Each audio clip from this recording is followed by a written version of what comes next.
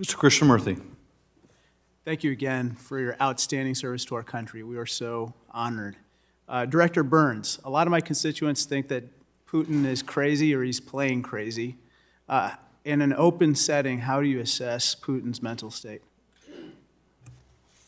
I think his views, Congressman, on Ukraine and a lot of other issues have hardened over the years. I think he's far more insulated from other points of view and people who would challenge or question his views. In my opinion, that doesn't make him crazy, but it makes him extremely difficult to deal with because of the hardening of his views over time and the narrowing of his inner circle. It seems like you characterize him as stewing in grievance and ambition, but he's also tempered by the fear of popular unrest. How do we assess in the last 12 days or 2 weeks his popular support in Russia? I mean, I think this is something we're going to keep a very careful eye on over time. In an environment in which the Russian state media dominates what a lot of people hear about what's going on in Ukraine, it's going to take time, I think, for people to absorb the consequences of the choices that he's made personally. But do we see increasing reports in social media in Russia about the deaths and the KIAs and the casualties? Because obviously they're probably going to hear from the front lines through some means about the status of their relatives, correct? You do see some of that already. You see funerals in Russia of young Russian soldiers who were killed in Ukraine coming home, and that clearly is going to have an impact over time. You also see, in relatively small numbers, but a lot of very courageous Russians out on the street protesting, and something like 13 or 14,000 have been arrested since then, which is not a small thing in a deeply repressive society like Russia. Lieutenant General Barrier, I and several members of this committee have introduced legislation called the Support Act. It's a bipartisan act to basically put in law our support for Ukraine, and if the Russians eventually overrun the government, which we hope and pray and we are going to do everything we can to prevent, an insurgency is likely to develop. I guess one of the questions that we would ask is, have you commissioned a report, or is there an organized effort to assess what we would need to do to support such an insurgency? I think the entire IC is looking at that issue right now, and I think it would be good for a discussion in a closed session. Let me ask you this question. With regard to Kyiv, the Russians appear to be attempting to cut off food and water to the city. How much food and water, or how many days or weeks of food and water do the people of Kyiv have at this point?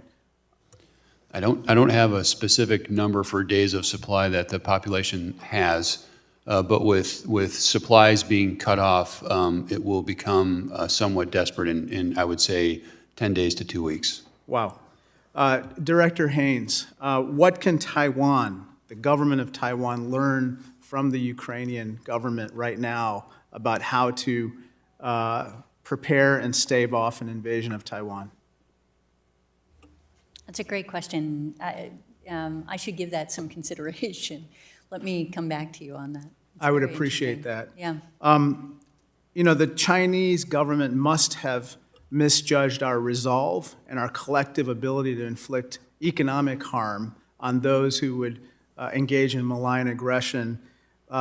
Director Burns, do you think there's any opening whatsoever for us and the Chinese to have a more productive conversation about Taiwan or their malign intentions, given that they may have thrown in their lot with the wrong horse, the Russians, at this point?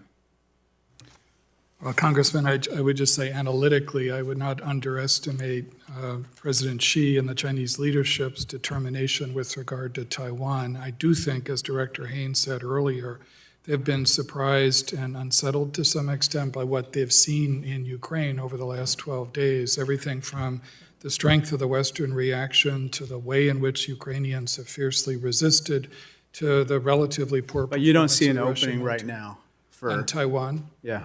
No, I mean, I think there's an impact on the Chinese calculus with regard to Taiwan, which we obviously are going to continue to pay careful attention to. Last question. The president appears to be considering banning the import of oil from Russia. What impact do we assess that would have on the Russian economy, Director Haynes? I'm